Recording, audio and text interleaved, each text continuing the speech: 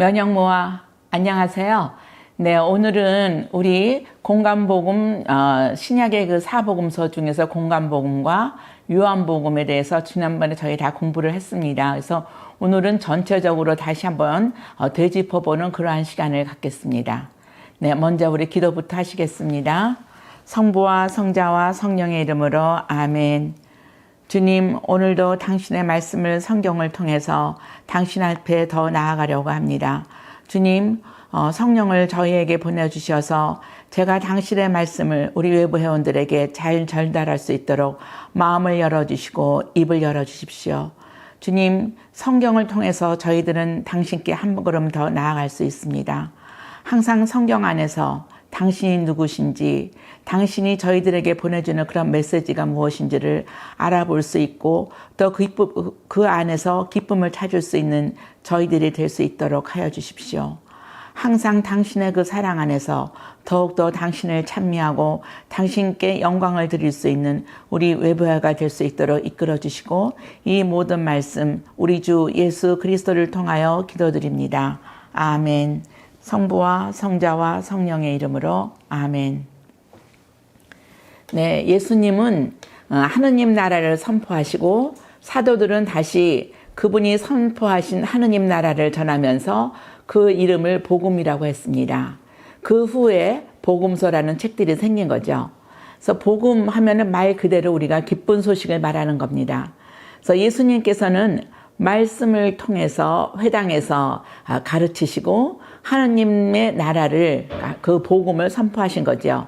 그래서 예수님의 가르침과 그 행적은 항상 어떤 걸 말씀하셨냐면은 하느님의 나라가 가까이 왔다 회개하라 하고 말씀하셨었습니다. 그리고 하느님이 우리와 함께 계시다는 거, 그게 가장 기쁜 소식이라고 볼 수 있는 거죠. 그게 복음이라는 얘기고요.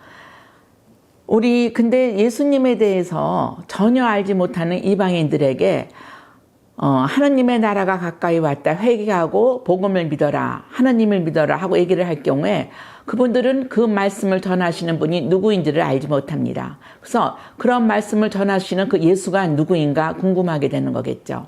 그래서 예수님의 그 가르침과 예수님의 그 행적들 이런 것들을 우리가 이렇게 또 모아놓을 수밖에 없었습니다. 그래서 그 모아놓은 것이 바로 또 하느님의 나라를 선포하시는 거기 때문에 그것도 우리가 복음이라고 표현할 수가 있는 거죠. 그래서 복음이라는 거는 그냥 기쁜 소식에서 하느님 나라를 얘기한다는 그런 소식도 될 수 있고 예수님의 그 생애, 예수님이 우리에게 보여주신 모든 것을 다 기록하여 놓은 것, 그것도 바로 복음이라고 설명할 수가 있다고 얘기할 수 있겠습니다. 그래서 이 예수님에 대해서는 항상 예수님께 함께 있었던 그 사도들이 바로 목격 증인이라고 할 수 있잖아요. 그분들께서 그 예수님에 대해서 글을 남겼습니다. 그래서 마르코 복음 사가가 처음에 그 예수님에 대해서 그 예수님의 말씀과 삶을 기술하고 거기에 복음이라는 말을 사용을 했었거든요.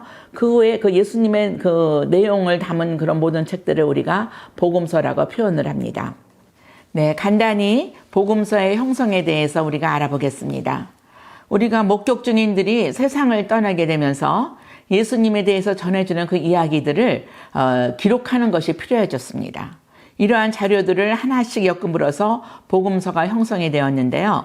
복음서 가운데에서 가장 먼저 생겨난 것이 마르코 복음서입니다. 기원전 한 70년경에 저술이 되었는데요. 이 복음서, 마르코 복음서를 중심으로 해서 그 다음에 마테오 복음과 루카 복음이 형성이 됩니다. 이 마테오와 루카 복음은 마르코 복음서를 많이 참조를 해요. 그 외에 또 하나 큐문학이라고 해서 큐문학은 예수님의 어록을 기록해 놓은 그런 내용들이거든요. 그 큐문학과 그 마르코 복음을 참조해서 자기 나름대로 또 거기에다 고유한 그런 내용들을 또 집어넣고 그렇게 해서 복음서를 만들었습니다. 그래서 이 세 복음서는요, 그 전체적인 구성과 자료 배치, 뭐 이런 순서 같은 거가 거의 비슷해서 이렇게 내용을 보면서 이렇게 같이 나열을 하면서 보면서도 우리가 살펴볼 수가 있습니다. 그리고 가장 이제 마지막에 만들어진 요한복음. 요한복음은 아마 기원전 90에서 100년경에 만들어졌다고 하거든요. 근데 이 내용은 신학적으로 그 앞에 그 세 공간복음서하고 내용이 많이 차이가 나고 또 신학적인 면도 그렇고 내용에서도 많이 차이가 납니다. 그래서 그거는 또 저희가 간단히 살펴볼게요. 그래서 복음이라는 것은 바로 예수님의 생애, 예수님의 가르침에 대해서 설명했다고 얘기를 했었죠. 그래서 마테오 복음서는 대상이 유다인들입니다. 유다인들이고 처음부터 그 예수님의 그 족보가 나오면서 구약 성서에서 약속된 바로 구세주가 예수 그리스도라는 것을 말씀을 하면서 유다인들에게 증명하기 위해서 썼고, 그 상징은 천사나 또는 사람으로 상징을 하고 있습니다. 또 마르코 복음서는 예수님이 하느님의 아들이고 그리스도인이라는 것을 이방인들에게 알려주기 위해서 또 쓴 거라고 볼 수 있습니다. 그래서 이 가장 먼저 쓰여졌기 때문에 이 마르코 복음서가 다른 공간 복음서의 그 기초로 되고 많은 도움을 주게 되었던 것이죠. 그리고 상징은 사자로 상징이 되었습니다. 그리고 루카 복음서는요, 예수님이 이 세상에 오시기로 된 그리스도이라는 것을 얘기를 하기 위해서 그리스계 이 그리스계 이방인들을 위해서 이거를 했습니다. 그래서 이것도 역시 마르코 복음을 토대로 하고 있고요. 그 대상은 그리스계인 그 교인들이라고 볼 수가 있겠죠. 그리고 황소로 상징을 하였습니다. 네, 요한복음서는 처음에서부터 예수님께서 하늘에서 내려와 사람이 되신 하느님의 영원한 말씀이다라고 하는 것을 독특하게 묘사를 했습니다. 그래서 예수가 메시아이시고 하느님의 아들이심을 고백하고, 그런 것서 이 요한복음은 어떤 유다인계, 이방인계, 그리스계 이런 사람들이 하는 모든 그리스도인들을 대상으로 해서 쓰여진 거라고 볼 수가 있겠죠. 그래서 그 상징은 독수리로 상징이 됩니다. 자, 그러면은 이번에는 그 각 복음서에서 나오는 내용, 그 고유한 내용이라고 볼 수 있겠죠. 그 내용에 대해서 잠깐 살펴보겠습니다. 마테오 복음은요, 맨 처음에 예수님의 그 족보가 쭉 나오죠. 예수님의 탄생에 대한 얘기가 나오고, 또 동방 박사들의 방문과 또 이집트로 피난 가시는 거, 그 다음에 가라지의 비유라든지 예수님 보고 주님의 종이라고 하고, 그 하느님께서 보라 내가 선택한 나의 종 내 마음에 드는 아들이다 하는 것을 강조하는 그런 내용도 나옵니다. 그 다음에 보물의 비유, 또 진주 상인들, 또 그물의 비유, 매정한 종의 비유라든지 선한 포도밭의 주인, 또 두 아들의 그 비유, 최후의 심판에 대한 내용, 이런 것들이 마태복음서에서 나오는 고유한 자료라고 볼 수 있고요. 그 마르코 복음은 벳사이다에서 눈먼이를 고치는 그런 내용이 나옵니다.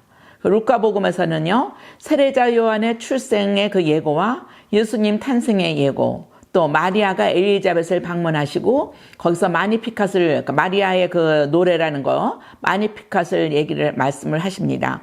그리고 세례자 요한의 그 출생과 드가리아의 그 노래, 우리가 항상 성모일도에서 아침에서 드가리아의 노래가 하잖아요. 그 드가리아의 노래가 루카복음에서만 나오는 거고, 천사가 목자들에게 나타나서 말씀을 함으로써 이 목자들이 먼저 예수님을 방문하는 그런 내용도 나옵니다. 또 예수님의 할례, 또 성전에서 시므온을 만나보게 되는 거, 또 예수님의 그 소년 시절에 예루살렘 성전에 갔다가 예수님을 잃어버렸던 그런 내용들, 또 선한 사마리아인의 비유, 또 가난한 자들의 이야기, 탕자의 비유, 또 부자와 거지 라자로의 그 이야기, 또 자케오의 이야기, 엠마오로 가는 두 제자, 예수님의 부활 승천, 이런 것들이 루카복음에서 나오는 거라고 볼 수 있겠습니다. 그 다음에 요한복음에서는요, 그 말씀의 창가 1장 1절에서 18절까지 나온다 그랬었습니다. 그 말씀의 창가, 그 가나의 혼인잔치, 또 예수님한테 세례자 요한이 제자들을 보내는 그런 내용도 나오고요. 그 사마리아 여인과 예수님과의 그런 대화, 또 벳자다 목가에서 39년 동안 누워있는 그 병자를 고쳐주시는 그러한 내용, 또 생명의 빵에 대해서, 또 가늠한 여자에 대해서, 나자로의 그 소생에 대해서, 또 자신과 제자들과 믿는 모든 일을 위한 그런 기도, 또 예수님의 그 부활하시고 난 다음에 그 예수님이 부활하셨다는 것을 못 믿는 그 토마와 같이 얘기하는 그런 말씀, 또 세종례에 대해서, 또 예수님이 돌아가셨는지 확인을 하기 위해서 그 병사가 옆구리를 찌르는 그러한 내용, 또 부활하신 후에 예수님께서 베드로에게 너는 나를 사랑하느냐는 것을 3번을 묻는 그러한 내용, 이런 거는 요한복음에서만 나온다고 볼 수 있습니다. 네, 지금 제가 이렇게 지금 4복음서에 대해서 얘기를 했는데요. 저는 사실 이걸 보면서 그 마르코 복음에서는 그 고유한 자료가 벳사이다에서 눈먼이를 고치는 그 내용밖에 안 나옵니다. 왜냐하면은 그 마르코 복음이 제일 먼저 만들어졌다 그랬잖아요. 그러니까 마르코 복음에 있는 그런 모든 내용들을 다른 복음서에서 인용을 했기 때문에 그 마르코 복음의 그 독자적인 그런 내용은 별로 없는 겁니다. 그래서 그거 여러분들이 참고를 하시면 좋겠고요. 자, 이제부터 구체적으로 간단하게 설명을 또 각 복음서대로 얘기를 하겠습니다. 네, 마태복음부터 저희가 마태복음부터 하는 이유는 그 신약 성경 중에서 제일 처음에 나오는 거가 마태복음이에요. 그래서 사실은 그 역사적으로 연대적으로 보면은 마르코 복음이 제일 먼저 쓰여졌지만은 저희는 마태복음부터 하는 걸로 하겠습니다. 그래서 마태복음서에서는 그 예수님이 누구신가, 또 교회란 무엇인가, 이거 두 개에 대한 얘기가 많이 나오는데요. 그 예수님은 그리스도 메시아시고 율법의 참 해석자이고 또 하느님의 아들로 강조가 되는 거죠.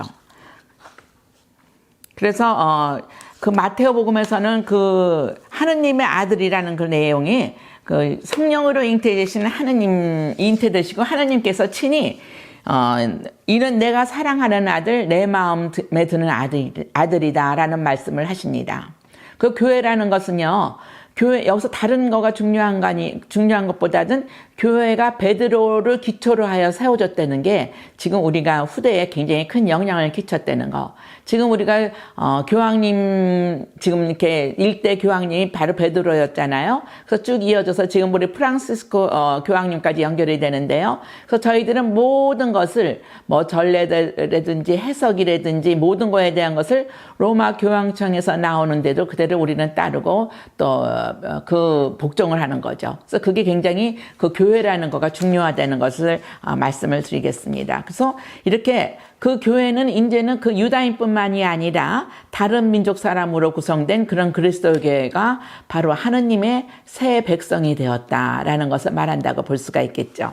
그 내용을 또 간단히 살펴보면은요, 다윗의 자손이신 예수님의 족보에 대한 얘기가 쭉 나오게 되죠. 그래서 거기서 맨 처음 첫 절에서 어떤 내용이 나오냐 하면, 다윗의 자손이시며 아브라함의 자손이신 예수 그리스도의 족보. 그러니까 예수 그리스도가 바로 아브라함의 자손이고 다윗의 자손이지만은 바로 하느님이시라는 것을 분명히 1장 1절에서부터 그 말씀이 나옵니다. 그래서 이 호칭과 족보는 예수님께서 그 이스라엘들이 오래 기다려온 그런 메시아이심을 강조한다고 볼 수 있겠죠.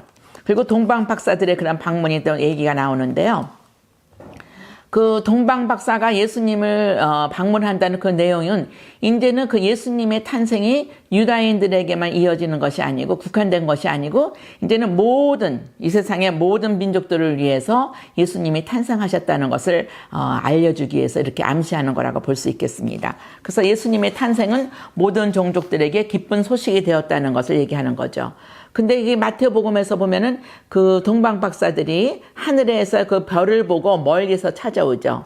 그런데 예루살렘 주민들과 그 헤로데 그 왕은 그 예수님이 누군지를 알지를 못했어요. 탄생을 알아보지를 못했었습니다. 그래서 이렇게 멀리에서도 예수님의 탄생을 알아보고 예수님이 유다인들의 임금으로 태어나신 분이라는 것을 알지만은 그 가까이 있는 사람들은 그 예수님에 대해서 알지 못하는 그러한 내용도 나옵니다. 그래서 이제는 그 예수님에 대한 믿음이 그 유다인들뿐만이 아니라 이제 이방인들에게도 퍼져나간다는 그런 내용들을 또 여기서는 암시한다고 볼 수가 있겠습니다.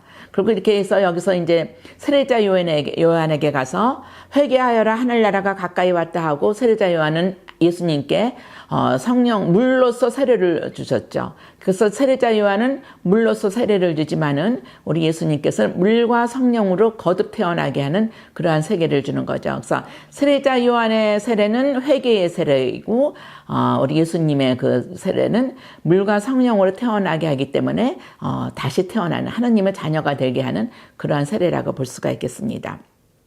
그래서 예수님께서는 이 세례를 이제 받으시면서 내 마음에 드는 아들이라는 그 하느님의 말씀을 들으시면서 이제부터 성령으로 깊이 하나님의 영을 체험하시면서 공생활을 시작하시게 되는 거죠.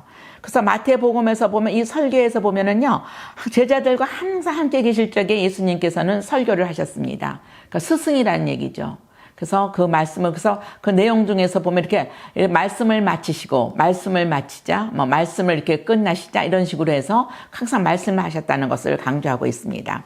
그 다음에 이제 예수님의 순환과 죽음, 부활에 대한 그런 이야기가 나오는 거죠. 그래서 예수님의 죽음과 부활이 없으면은 복음서가 있을 수가 없다는 거. 그러니까 태어나신 것도 굉장히 중요하지만은 순환과 부활이 더 중요하다는, 그러니까 예수님께 순환과 그 다음에 죽음과 부활이 굉장히 중요하다는 것을 강조한다고 볼 수 있습니다.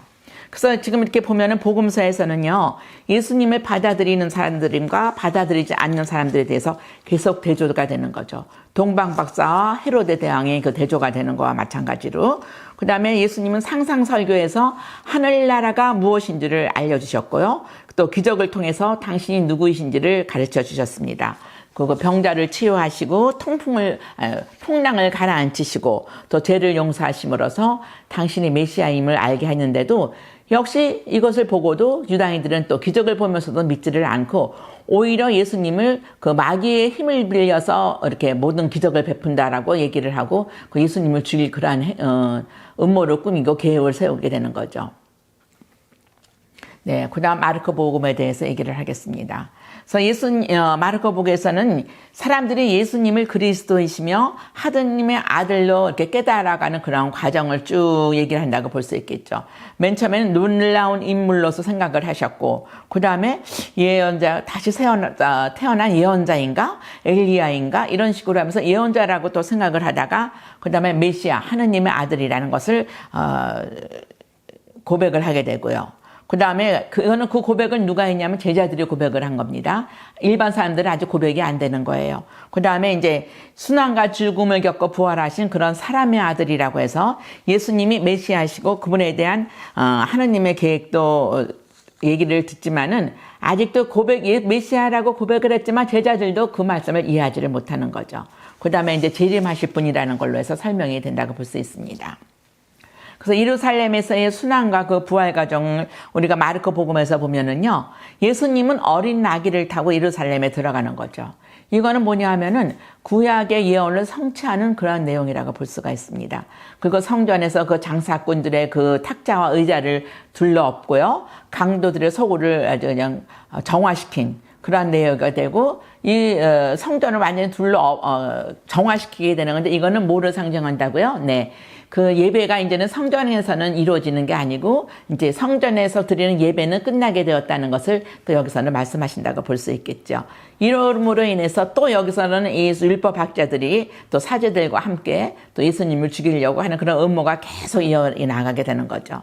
그래서 예수님의 그 음모가 죽이려고 하는 음모가 시작되고 예수님이 그 겟세마니 동산에서 체포되셔서 십자가에서 돌아가실 때까지의 그런 순환 이야기는 계속됩니다. 그래서 또 그 다음에 부활에 대한 희망을 품은 그러한 교회에 살아가는 모습이 또 남겨 있다고 볼 수 있겠죠. 네, 루카복음에 대해서 또 간단하게 살펴보겠습니다. 루카복음은 구원의 역사를 세 개로 나눴어요. 그래서 제일 먼저 예수님이 오시기 이전에 구약의 시대라고 해서 그때는 하느님께서 모든 것을 직접 말씀하시고 다르게 내용이 나오죠. 그 다음에 예수님의 시대. 지금 예수님께서 루카복음에서 예수님의 시대로 나오고 그 다음에 예수님이 돌아가시고 나서는 그 다음에는 성령의 시대라고 얘기해서 지금 우리가 살고 있는 그런 성령의 시기로 해서 그 세 시대로 구별을 하게 되었습니다. 그 루카복음에서도 보면은 거기서도 고유한 그러한 고유한 그런 자료들에 대해서 얘기를 했는데요. 루카복음은 특히 소외된 이들에 대해서 그런 복음서라고 표현을 하고 또 가난한 이들에 대해서 또 성령의 복음서 이렇게 얘기도 하고 있습니다. 그래서 루카복음서는 정말 가난한 이들을 굉장히 중시 여기기 때문에 그 재산에 대해서 자주 이야기가 나오는데요. 그 부자가 그 재산을 아무리 모아봤자 하느님께서 그냥 오늘 밤에 데려가시면 아무 소용이 없다는 걸로 해서 그 재산이라는 거가 우리의 구원을 보장해 주지는 못한다 하는 그런 얘기도 나오고, 또 부자와 라자로의 그 비유에서도 그 부자는 지옥으로 가는 거고 라자로는 아브라함과 함께 그렇게 우리 천국에 갈 수 있는 거. 그래서 아브라함의 품에 안기는 것은 그 재산이 많은 그 부자가 아니라 그 가엾게 살았던 그 라자로라는 것을 또 한번 얘기를 하면서 우리들에게는 가난한 이들에게 베푸는 그런 자손도 굉장히 중요하다는 것을 다시 한번 또 되새김할 수가 있었습니다. 또 착한 사마리아 사람의 비유와 그 나병에서 치유받고 돌아온 사람들, 이런 사람들 중에서 사마리아인들이 감사하고 또 치유받은 그 10명 중에서 한 명이 와서 또 감사드리는 이런 모든 것들. 이래서 이렇게 볼 적에 이제는 사마리아인들이 그 신앙인의 모범으로서 이렇게 제시가 될 수 있다는 거. 그래서 이제는 모든 사람들에게 복음의 선포가 이루어진다는 것을 또 한번 우리가 볼 수가 있습니다. 이렇게 해서 저희가 새 공간복음서에 대해서 말씀을 드렸습니다. 그래서 루카 부활에 관련된 그 24장에서는 루카복음의 그 특징적 요소가 굉장히 많이 나온다고 볼 수 있는데, 그 중에서도 우리가 가장 이렇게 할 수 있는 거가 엠마오로 가는 그 제자들의 그 이야기.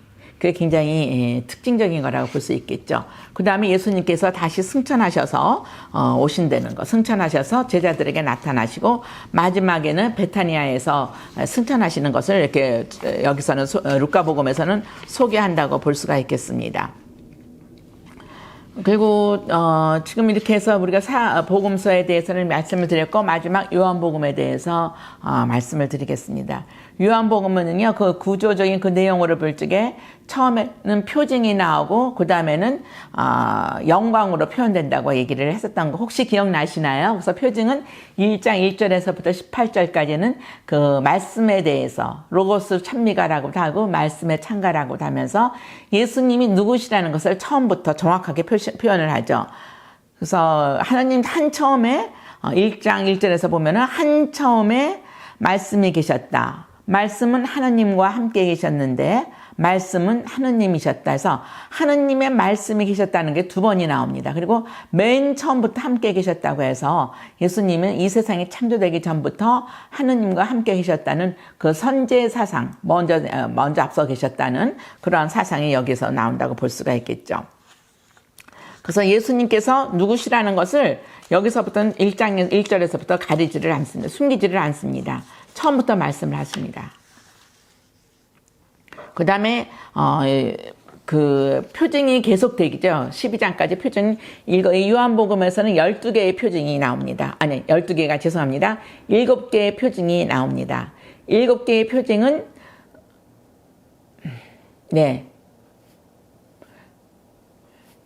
요한복음에서는 7개의 표징이 나오죠.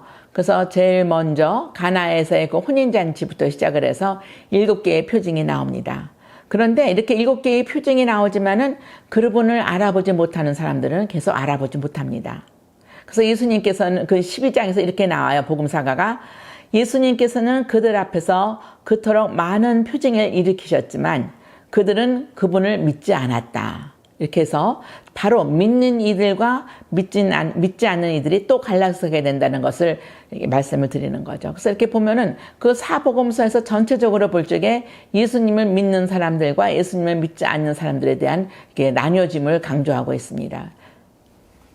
그리고 요한복음에서는 또 제자들을 모으는 거. 그래서 제자들은 그 예수님을 따라가서 체험을 하면서 그 세례자 요한에게 제자들도 맨 처음에는 예수님을 따라가면서 별로 이렇게 생각을 안 했었었죠. 또 니코데모도 그렇고 나타니엘도 그렇고 별로 관심이 없었습니다. 그리고 예수님께서 그런 갈릴레아 거기에서 유다 지방 갈릴레아에서 태어났는데 뭐 거기서 볼 곳이 뭐가 있느냐 이런 식으로 좀 무시하는 그런 경향이 있었었죠. 그렇지만 정말 예수님께서 와서 보아라 해서 와서 보고 그 예수님이 누구신가에 대해서 체험을 한 이 사람들은 정말 벅찬 감동과 기쁨으로 다른 사람들을 예수님께 인도를 하게 되는 거죠. 그래서 안드레아가 베드로를 인도했고 필립보가 나타나엘을 인도했었죠. 그래서 이 부르심은 오늘날까지도 계속 이어지고 있습니다. 와서 보아라. 네, 사마리아 여인에서도 그 여인이 맨 처음에는 그 대학 한낮에 그 뜨거운 햇빛 아래 물을 길러 나가게 되는 거죠. 그 물을 길러 나간다는 게 그 한 뜨거운 대낮에 나간다는 것은 이 여인이 다른 여인들과 다르다는 것을 얘기하는 거죠. 근데 이 사마리아 여인도 예수님께서 당신이 누구라는 것을 알고, 그러니까 얘기를 하지를 않았는데 예수님께서 너희 남편을 데려와라 했을 적에 이 사마리아 여인은 그냥 솔직하게 얘기를 합니다. 나는 지금 남편이 없습니다 하고 얘기를 하는 거죠. 이랬을 적에 예수님께서는 그래, 네 말이 맞다. 너는 5명의 남편이 있었으나 지금 같이 안 살고 지금 사는 남자도 남편이 아니기 때문에 네 말이 맞다라고 표현을 해줍니다. 그래서 우리가 예수님을 바라볼 적에, 예수님한테 얘기할 적에 우리의 그 어떤 모든 그런 것을 사실대로 고백을 해야 된다는 거. 이 사마리아 여인도 자기의 그 수치심이 있기 때문에 다른 사람들에게 어울리지 못했지만은 예수님께는 이렇게 얘기를 했습니다. 그래서 자기의 그 본 모습을 얘기를 했기 때문에 예수님께서는 그를 용서하시고 맞아들이는 겁니다. 그래서 이거 바로 그 요한복음은 많이 상징을 한다고 그랬잖아요. 그래서 그 5명과 1명에 사는 사람도 남편이 아니기 때문에 마지막 7번째, 7이라는 거는 우리가 완전한 숫자를 얘기한다 그랬죠. 그래서 마지막 7번째 그 남편은 바로, 교회라는 거죠. 믿음이라는 거죠. 예수님을 따르는 그러한 믿음. 그게 바로 7번째의 남편이라는 것을 얘기해서 우리가 예수님을 통해서만 모든 것이 이루어진다는 것을 얘기한다고 볼 수가 있겠습니다. 그래서 부활 장면이 아니라 또 순환의 때를 향해서 전체적으로 이제 나아가는 그러한 전체가 영광이 되는 거라고 볼 수가 있겠죠. 그래서 표징과 그다음에 영광, 현양을 얘기한다고 볼 수 있겠고요. 그래서 현양이라는 거는 이렇게 들어 올리는 거라고 얘기를 했었잖아요. 그래서 영광의 때가 바로 현양이고 들어 올린다. 그래서 근데 사실 예수님은 들어 올려지는 거가 어디에서 올려주셨습니까? 네, 십자가에 못 박힘으로써 올려주셨죠. 십자가에 못 박으면 그런 많은 고통 수단을 당하면서 나중에 그 십자가가 이렇게 올라가는 거니까. 근데 그렇게 많은 고통과 수난을 당하셨기 때문에 예수님께서는 더욱더 들어올림, 영광의 때가 맞이할 수가 있었고 우리도 그 영광을 느낄 수가 있었던 겁니다. 그리고 최후의 만찬에 대한 얘기가 조금 나오는데요. 그 최후 만찬에서의 그 서로 발을 씻어주는 그 세종례에 대한 얘기가 나오죠. 그래서 여기에서도 뭐를 얘기하냐면 겸손한 자세로 사랑하는 마음으로 이웃을 섬기라는 그러한 내용을 볼 수가 있겠습니다. 그리고 예수님의 그 기도, 그 아버지와 그 예수님께서 하나이듯이 그 제자들도 또 당신을 믿는 모든 사람들이 하나가 될 수 있도록 하느님과 하나가 될 수 있게 되기를 바라는 그러한 기도가 나온다고 볼 수 있겠고요. 그 다음에 순환사화가 발현사화가 여기서도 역시 마찬가지로 나오죠. 근데 그 군사들은 예수님께 이렇게 가시관을 씌웠습니다. 가시관을 씌우고 또 자주색 도포를 입고 그리고 또 유다인의 임금이 만세하면서 좀 이렇게 그야말로 이제 비아냥거렸었던 거죠. 그런데 또 빌라도가 그 예수님의 명패에 쓴 유다의 임금의 임금이라고 했던 이 모든 것들, 이것들은 다 그들은 정말로 예수님이 유다의 임금이라고 해서 머리에다 관을 씌우고 도포를 입히고 명패를 붙인 게 아니지만은 결국에 가서는 예수님께서 유다인들의 임금이시라는 것을 그들이 인정해주는 그러한 역할을 한다는 거. 그래서 어디서나 정말 어떤 무엇이든지 예수님께서는 하느님께서는 당신이 원하시고자 하면 모든 것을 다 이렇게 쓰실 수가 있다는 것을 우리는 또 한번 알아볼 수가 있습니다. 그래서 요한복음서 저자는 바로 예수님께서 유다인의 임금이심을 선언하고 그러고 있다는 것을 우리는 또 볼 수 있다는 거죠. 그리고 마지막에 부활하실 적에 예수님께서는 뭐라고 그러시냐면은 나는 올라간다 하시고 말씀하시면서 이제 당신의 사명은 우리와 함께 그 지상에서 있었던 그 사명은 이제 끝마치고 아버지께로 돌아 올라가신다는 거죠. 그래서 이 지상에서 계시는 그 예수님이 아니시고 지금 하늘에서 계시면서도 항상 우리와 함께 계시다는 거. 그리고 나중에 재림 때 다시 오신다는 것을 우리는 다시 한번 또 마음으로 믿어야 된다고 생각합니다. 네, 이렇게 해서 제가 간단하게 다 이제 설명을 다시 우리가 매달 하나씩 했기 때문에 여러분들 제가 말씀드리는 그 과정에서 때로는 어떤 내용 중은 또 생각나시는 것도 있었을 겁니다. 근데 왜 4개의 복음서가 되었을까요? 예수님은 한 분이시잖아요. 그 복음도 하나인데 4개의 복음서가 된 것은 이 복음서라는 것을, 지금 뭐 어떤 일지를 쓴다거나, 예수님의 그 연대를 별로 몇 년도에 뭐 했고, 이거 쓴 게 아니고, 각자 이 제자들이, 네 사람이 예수님이 누구신지를 말해주는 그러한 서로 다른 네 명의 증인이었었기 때문에, 그 내용이 이렇게 순서가 똑같지는 않다는 내용이죠. 그래서 이게 지금 순서가 중요한 거가 아니라는 거예요. 중요한 것은 바로 예수님은 누구이신가라는 그 질문이 굉장히 중요하다는 거죠. 그래서 우리가 살아나가면서 정말 예수님이 누구이신가를 우리는 항상 생각을 해야 됩니다. 그래서 예수님의, 그때 우리가 내 마음대로 예수님이 누구이신가를 알아볼 수는 없어요. 그래서 우리는 언제나 성경 말씀을 읽으면서 예수님이 누구이신가를 우리가 찾아봐야 된다는 거죠. 그래서 예수님의 말씀과 행적에 대한 기록은 예수님이 누구신지를 보여주는 거기 때문에 굉장히 의미를 갖기 때문에 우리는 성경을 읽어야 된다는 거죠. 네, 예를 들면은요, 그 공간복음 그런 생활에서 보면은, 그 예수님의 그 공생활이 세계의 공간복음에서는 3년으로 기록돼요. 그런데 그 요한복음서에서는 한 번으로 기록이 되어 있습니다.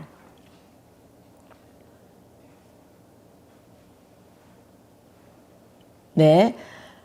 예를 들면 우리가 복음서 저자들에게는 예수님의 그 공생활 기간이 몇 년이었으며 갈릴라에서 활동하시던 예수님이 몇 번 예루살렘에 올라가셨는가, 이런 거가 중요하지 않다는 얘기죠. 마테오나 마르코나 루카복음에서는 예루살렘에 한 번 올라가시는 걸로 나오고, 요한복음에서는 3번이나 올라가시는 걸로 나옵니다. 그래서 이게 중요하다는 게 아니고, 바로 이러한 것은 그 예수님의 그 증인들이 예수님이 어떻게 활동을 하셨냐를 보여주기 위해서 그렇게 배치가 된 거기 때문에 예수님이 누구이신가를 중요하다게 여기기 위한 그런 내용이라는 것을 다시 한번 또 여기서 강조해 주신다고 볼 수 있겠죠. 또 요한복음서에서는요, 예수님께서는 이 책에 기록되지 않은 다른 많은 표징도 제자들 앞에서 일으키셨다. 이것들을 기록한 목적은 예수님께서 메시아이시며 하느님의 아드님이심을 여러분이 믿고 또 믿어서 그분의 이름으로 생명을 얻게 하려는 것이다 라고 20장 30절에서 31절까지 말씀을 하십니다. 그래서 우리가 항상 복음서를 읽을 때는 처음부터 끝까지 이 점을 읽지 말아야 하겠습니다. 네, 다시 한번 읽어드릴게요. 그 요한복음서 20장 30절에서 31절에 나온 그 말씀. 예수님께서는 이 책에 기록되지 않은 다른 많은 표징도 제자들 앞에서 일으키셨다. 이것들을 기록한 목적은 예수님께서 메시아이시며 하느님의 아들이심을 여러분이 믿고 또 믿어서 그분의 이름으로 생명을 얻게 하려는 것이다. 네. 예수님께서 메시아이시고 하느님의 아들이심을 우리가 믿고 또 영원한 생명을 얻게 하려는 것이라는 게 바로 목적입니다. 그래서 우리가 항상 성경을 읽을 적에는 바로 이렇게 예수님이 누구신가를 알고 또 예수님이 바로 하느님의 아들이시고 메시아이시며 우리들의 구원자이시고, 그것을 우리가 믿으면서 우리는 믿어야지만 영원한 생명을 가질 수 있다는 것을 생각하게 하는 그런 내용이라고 볼 수 있는데요. 그래서 항상 우리가 복음을 읽으면서 성경을 읽으면서 이런 것을 생각해 보시면 굉장히 좋을 거라고 생각해 봅니다. 네, 이렇게 해서 제가 전체적인 그 내용을 말씀을 드렸는데, 여러분들에게 조금이나마 우리 하나님께 나아가는, 예수님을 믿는데 조금이나마 이렇게 제가 여러분들의 그 하나의 그 중개 역할, 다리 역할을 했었으면 하는 그런 바람입니다. 네, 여러분 여태까지 들어주셔서 감사드리고요. 예, 다음에는 우리가 이제는 사도행전에 대해서 다음번에는 또 공부를 나눠보겠습니다. 네, 마침 기도 함께 하시겠습니다. 성부와 성자와 성령의 이름으로 아멘. 복음서에는 많은 교훈적인 가르침이 있습니다. 그렇지만 복음서자는 우리에게 착하게 살라고 공부하기보다는 예수님께서 메시아이시며 하느님의 아드님이심을 증언하려고 했습니다. 복음을 읽을 때 나의 눈길이 예수님을 향해 있는지 또는 나 자신을 향해 있는지 자주 의식해보는 그러한 느낌을 갖게 하여 주십시오. 또한 이 대림 시간 동안에 예수님의 탄생을 우리가 기다리면서 당신께서는 한없이 낮아지신 자세로 저희들에게 오셨음을 저희들이 생각하면서 저희들도 한없이 낮아지는 그러한 마음으로 겸손한 마음으로 당신의 탄생을 기다릴 수 있도록 하여 주시고 또 우리 이웃에게 정말 겸손한 자세로 따뜻한 마음을 전해서 또 그 사람들이 당신을 바로 알아볼 수 있게 될 수 있기를 바라면서 이 한 해가 따뜻한 한 해로서 마무리가 될 수 있게 주님께서 이끌어 주시고 도와주시기를 간절히 바라면서 우리 주 그리스도를 통해서 기도를 드립니다. 우리 주보 한국 순교자들이여 저희를 순교 정신으로 살게 하소서.